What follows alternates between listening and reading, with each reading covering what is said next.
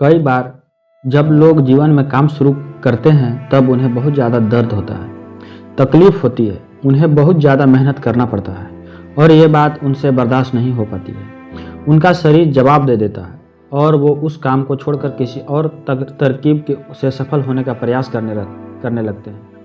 लेकिन याद रखिएगा, इस प्रकार से कोई भी व्यक्ति जीवन में सफल नहीं हो पाता।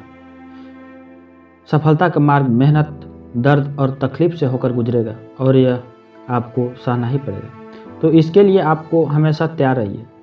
तो चलिए इस बात को एक कहानी के माध्यम से हम लोग समझते हैं। एक बार एक मूर्तिकार अपनी छीनी और हथौड़ी से एक पत्थर को भगवान की मूर्ति का आकार देने का प्रयास कर रहा था।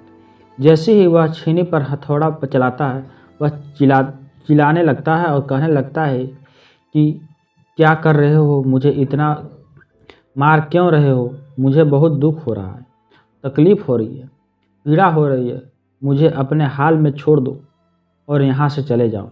मूर्तिकार ने उस पत्थर से कहा, मुझे बहुत अच्छे से पता है कि तुम बहुत ज़्यादा दर्द हो रहा है, तकलीफ़ हो रही है और तुम बहुत ही ज़्यादा पीड़ा में हो, लेकिन यदि आज तुमने इस दर्द को नहीं सहा, इस तकलीफ़ को नहीं सहा, तो जीवन भर तुम इसी प्रकार से पड़े रहोगे।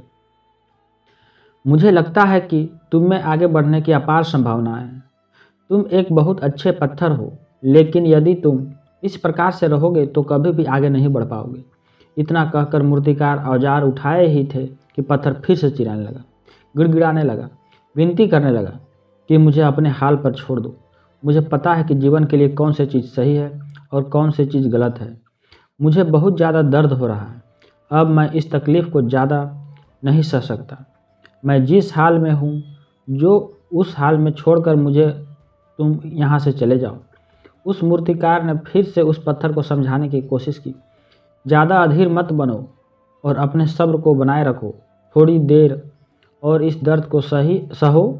यदि इस दर्द को सह लिया तो मैं भगवान की मूर्ति के रूप में तुम्हारी स्थापना करवाऊँगा और फिर दूर दूर से लोग पूजा करने आएंगे और पंडित और लोग तुम्हारी सेवा करेंगे।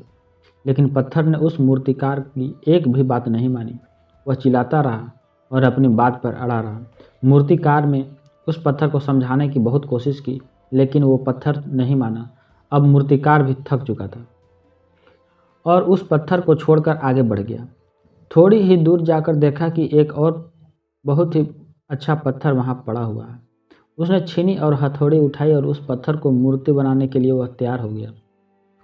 मूर्तिकार ने छीनी और हथौड़ी को वार कर दूसरे पत्थर पर जारी रखा।